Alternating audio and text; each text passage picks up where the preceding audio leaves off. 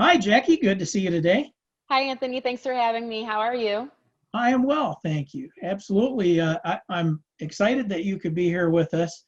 I know our conversation is going to be about dealing with masks. You and I have had a couple of conversations in that area, and for those that know me, I lean a little to the right.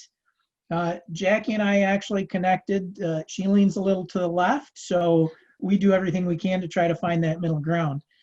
Jackie is actually a certified behavioral analyst, and actually she's at Florida Institute of Technology right now, finishing up her doctorate. So we look forward to being able to call her doctor soon.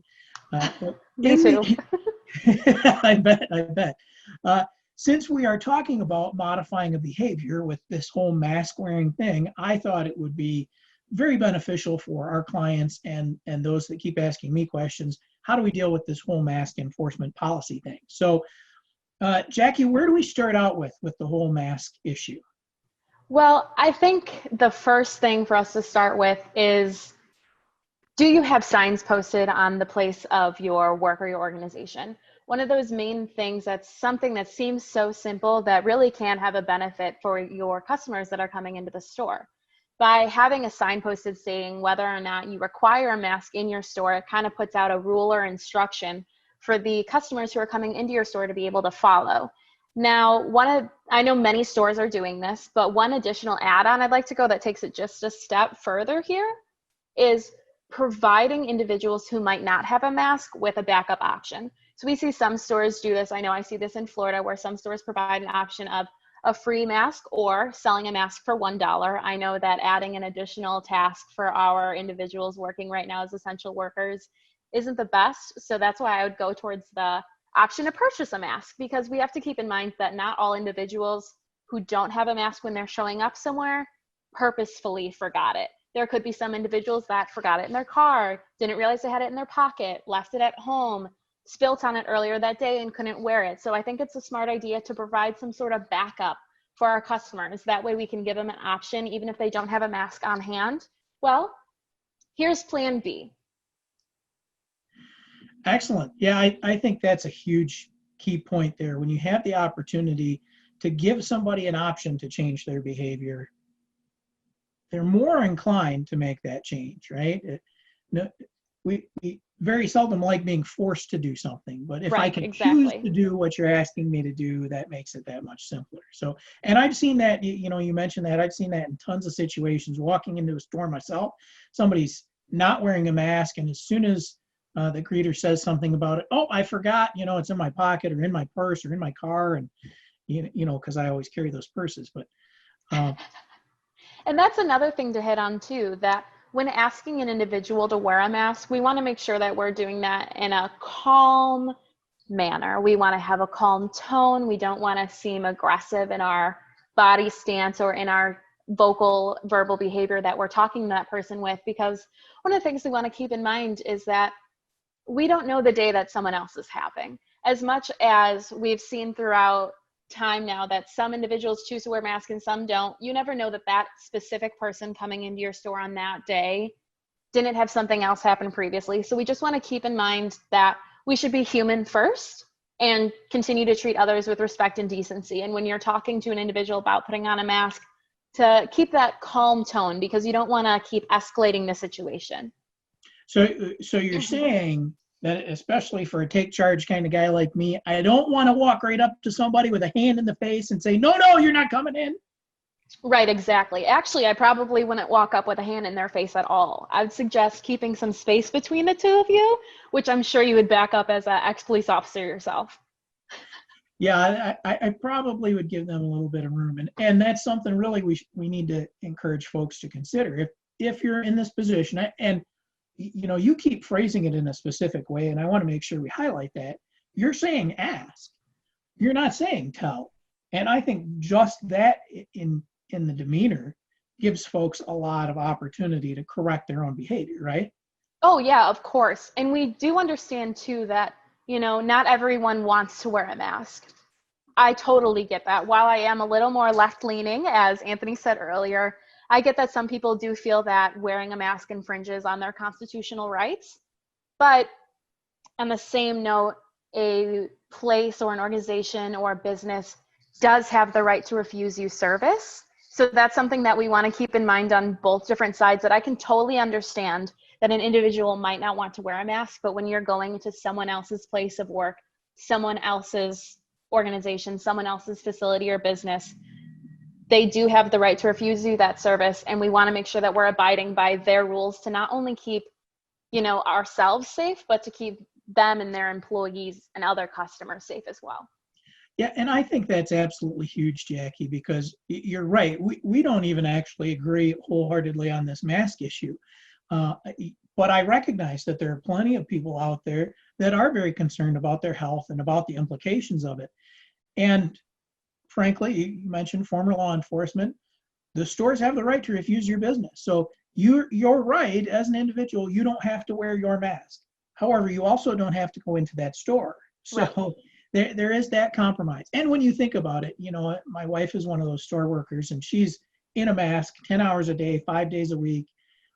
It's really not that big of a deal for me to throw one on for the 2 hours that I'm going to be out for the whole time I'm going to be out shopping, let alone the little bit of time I'm going to be in the store. So I not totally ultimately agree. not a big sacrifice. Now, we have kind of skipped over something that we've already come to the understanding that this is going to be something that happens, that you're going to be asked to wear a mask in the store. What about stores and creating that policy and then helping their people enforce it? Can they, as a store owner, if I run a mom and pop store, can I have Bob, who's worked here all of 2 months, can I just tell him, hey, Bob, make sure everybody's got a mask on coming in? Is that good enough training? No. So, one of the main things that I really wanted to hit on today when we had this conversation was that when these policies are put in place in a store or a business, we need to make sure that our expectations as employers are iterated to all of our employees and that we're engaging in the same behaviors we expect our customers to. So, part one, manager to front line workers, everyone should be in on the plan and everyone should be in on what's going to happen if there is sort of an emergency situation that we need to work on de-escalating. So in addition to that, we want to make sure that there's some sort of backup in place for our employees, but that everyone's on the same page of what to expect in these circumstances. Yeah, I think that's huge. And where do your employees go if it starts to become an issue? You've already got to have those decisions made, because Mm-hmm. you can't get my former coworkers involved if you haven't made the decision about how that's going to happen, right? So uh, we've already made the decision as an organization. Now this is what's going to happen. We've compiled that policy, and we've started to educate our employees on it. Now, what are your recommendations on how we help them? What training do we give them on how that's actually to take place when they're sitting at the front of the store? So I do think it's important to note here that every business is going to be different from one another. So I'd argue one of the most important things for any business owners or employers who are watching now is that this needs to be an individualized process. Your store is different than the store down the street from me, is different from the bank at the Mall of America. We need to make sure that we're communicating our plans with our employees and figuring out a system that works best for the location that we're in. So for some places, it might be, instead of having a 76-year-old individual working the welcome stand and for asking individuals to wear these masks, maybe someone with a bit more authority or a bit more power, maybe the store manager should be the one making those calls and those decisions. Or maybe instead of one person having to do this altercation, there's one individual who does the initial request, but there's someone else in a nearby area who is listening in, who can step in and de-escalate if needed. I don't really think it's feasible to suggest that a bunch of stores install panic buttons, especially those mom and pop shops where that's not going to be an option. But I think having clear communication across your organization as to what steps you intend to take if it gets to this point is super critical to reducing the potential violent situations that could occur in the workplace. Well, absolutely. And neither of us are attorneys, so each organization or company, right? Well, let's be Very upfront true. about it, right? We're not attorneys, so consult with your attorney. Make sure your organization and the policy that you decide to enforce is within the scope of the law and within your rights within the law. and because you have to address both sides of it, right? Right. What's the liability if one of your employees gets into a physical confrontation, stopping somebody from coming into the store, right? And on the other side, what's your liability if you don't say anything to somebody who comes into the store with no mask and is actually contagious? So there's both sides of that coin that store owners are faced to deal with. And of course, we're in a more volatile time in our society than I think we have been, certainly in many decades, if not ever.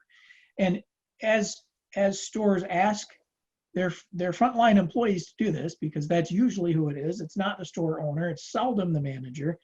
I think you've got a couple of good points there. You talk about having a partner, having somebody else. Now, I realize, business owner, that's a cost, right? Yes. And that's where you have to start weighing the cost. What kind of an area are you in? How volatile have things been?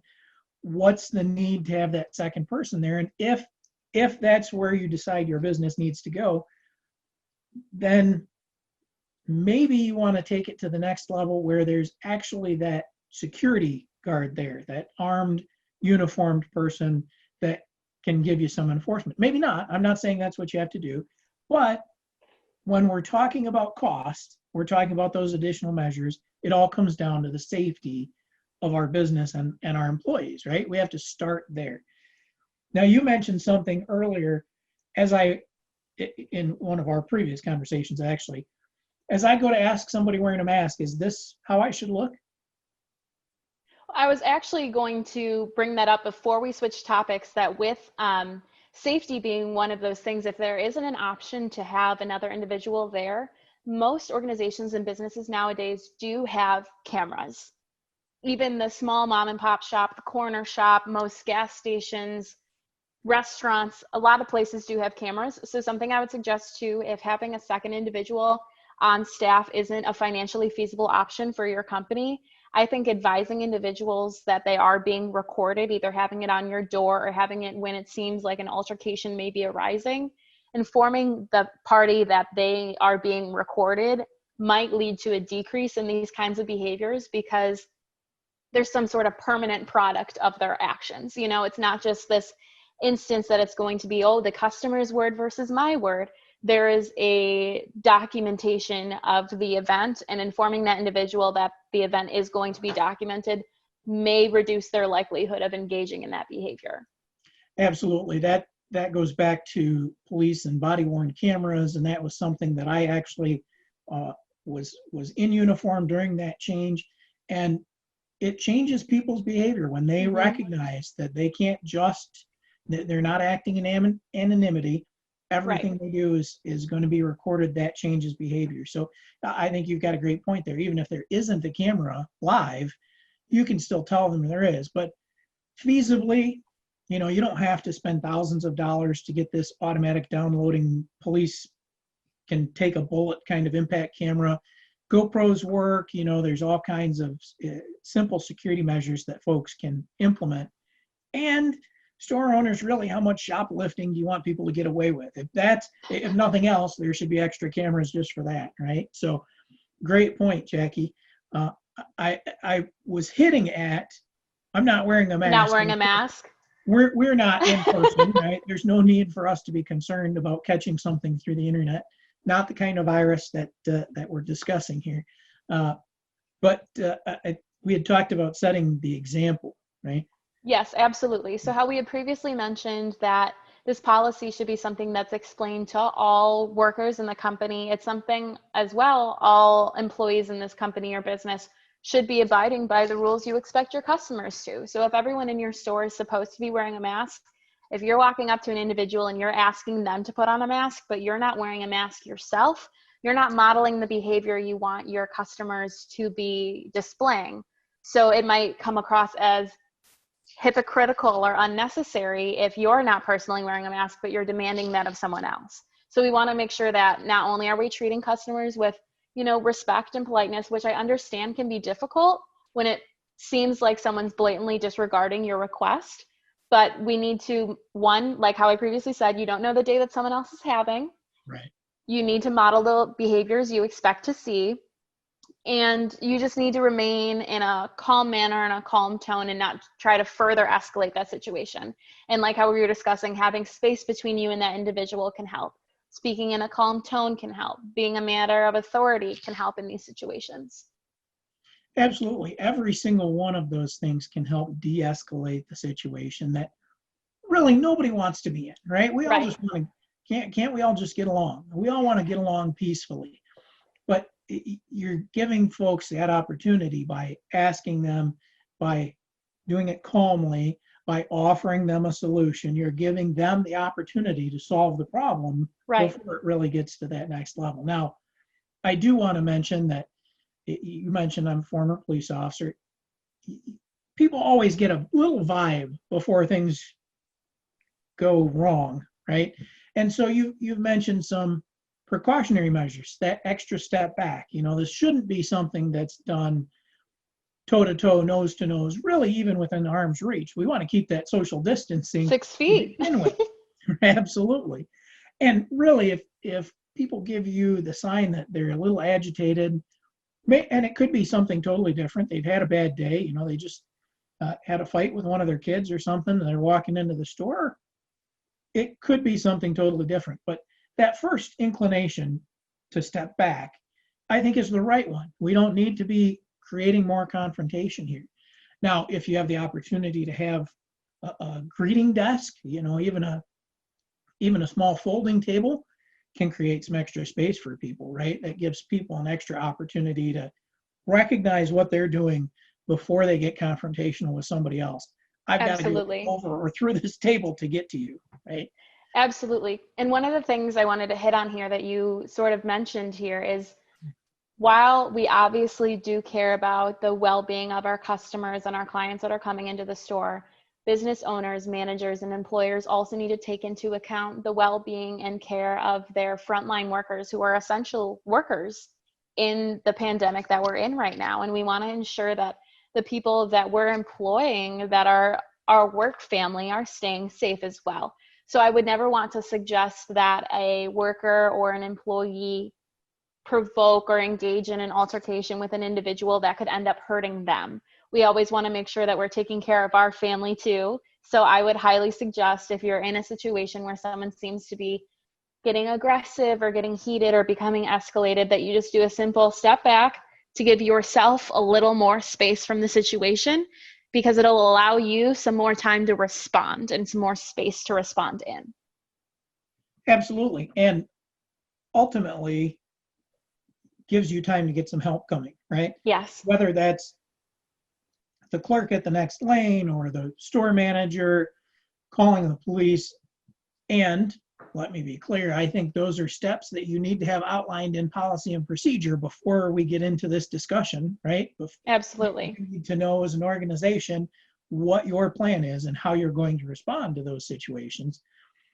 And regardless of what those decisions are, have them laid out and prep your employees so that in the emergency situation, somebody doesn't think, oh my gosh, where's that policy and procedure? Oh, it's back in the office. I have to go get that to find out what I'm supposed to do next. Yes, everyone needs to be aware of what the plan is if these situations do occur. And, it doesn't have to be a arduous conversation. This can be something that's a casual reminder at the meetings on Monday mornings. This can be something that, we say at a community lunch or an employee luncheon that we have. This is something that we want employees to be aware of and be cautious of, and we need to continually state what our plans are going to be so that there's no lapse in expectations. We want all of our employees on the same page. We want everyone to have the same expectations, and for everyone to be following the expectations that we're setting forth for our consumers as well.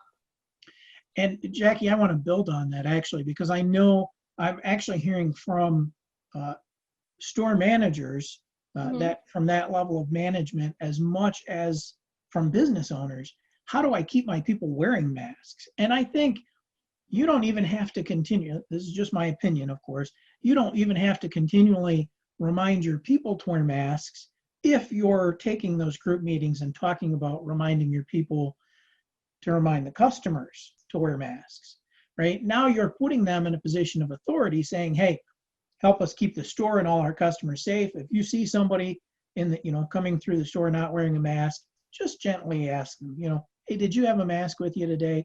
And that gives you as the manager then less need to continually correct your employees, because kind of doing it third party, you're doing it a roundabout kind of way, right?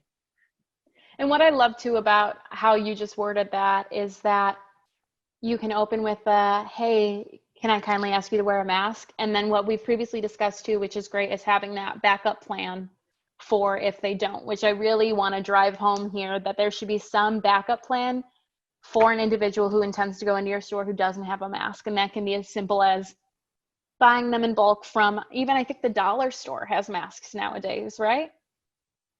Yeah, they Yeah. are all over the place. You can certainly get them in bulk, and anybody who's in the business of supplying product can probably find a better deal than you and I can. Yeah, very true. And just having some sort of backup option for those individuals that didn't intentionally not wear a mask to your store, but definitely don't intend on driving all the way home to get one. Right. Now, I do want to mention something from my police training, that if Mm-hmm. you make the decision that either you're going to have somebody as a greeter or have somebody through the store reminding people to wear a mask, or asking, I think, as we've said, if they have a mask with them, that person should be, I think, considering some what we call subject disparities in my line of work. That if you're the 76-year-old with bone issues confronting that 6'4" football player over the mask by yourself, probably not the best idea. You have to kind of take into consideration who you are, who the other person is, and what the whole situation is. Now, I'm not saying the store shouldn't have a policy, it shouldn't ask you to do that. But in that situation, you go back to, I think, as an organization, our responsibility is first to our employees, and asking them to do that in that situation, I think that puts them in a little bit too much of a precarious situation. So that's the time to, hey, grab a manager or somebody else. Again, what's it say in the store policy, right? And this is one of those things that, just like how you said, caring about our employees should be a top concern. These individuals throughout the pandemic most of the frontline workers have continued to be in these essential positions where they've had to have heightened exposure to this life-threatening virus. So we don't want to decrease their safety any more than we need to. We don't need to decrease our employee safety at all. We want to ensure that at the place of work that they're at, they can be comfortable in these situations and having these conversations because they're not afraid for themselves. I definitely agree with you there. And like we started with, it's not like we agree on everything, but we've come together in this conversation, I think, to share what we do agree on. And safety. absolutely. Safety for everybody, helping people get through that freezing part of a crisis situation by providing some information and hopefully some insight on how to prepare so that you're not taken with a situation that catches you off guard. Absolutely. I completely agree. Anything to throw out there, Jackie, as we wrap up? That's a good question. I would say, just as a friendly reminder, and this goes for everyone in any circumstance, be nice to people. That golden rule, treat someone how you'd like to be treated. I think that goes on both sides. Obviously, customer service, you should be addressing those that come into your store with respect. But on the flip side, as a consumer, I just want to really hit home that you're able to go to these stores and these businesses and these restaurants because these people are willing to put their lives in a pandemic on a risk factor. So I just want to really hit home that not only should the employees be nice, but customers be nice. We're all in the same storm right now, but we're all in different sized boats and different quality of boats. And that's something for us to keep in mind. Absolutely. I think we all have those issues going on, and you mentioned before, we never know quite what somebody else is is going through as we do that. So again, if you're put in that position, I think Jackie's phrased it really nicely. First, make sure you're setting the example, either as a store owner or store manager or whatever level of leadership in the store. You're wearing the mask. You coach your employees to wear the mask. And then as they go to greet somebody coming in, they're wearing the mask and they can ask nicely if the other person has a mask.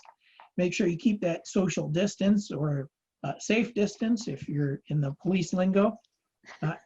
Advise them that they're being recorded. That's a simple one. Hey, as soon as you see if the response isn't immediate, hey, do you have a mask? Oh yeah.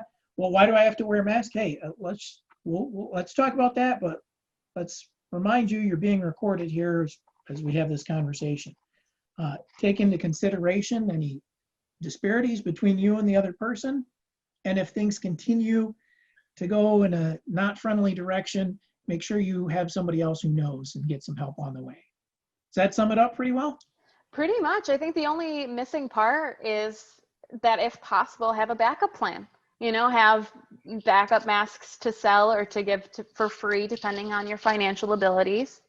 But outside of that, I think you really hit it home. Fantastic. Well, I greatly appreciate you being here with us today, Jackie. Yeah, this was great. Thanks for having me. Absolutely. And we will link, actually, Jackie, because of our connection, has an email at ATAP Security. So if you have questions for her, it's just Jackie, Jackie at ATAP Security. And of course, I'm Anthony.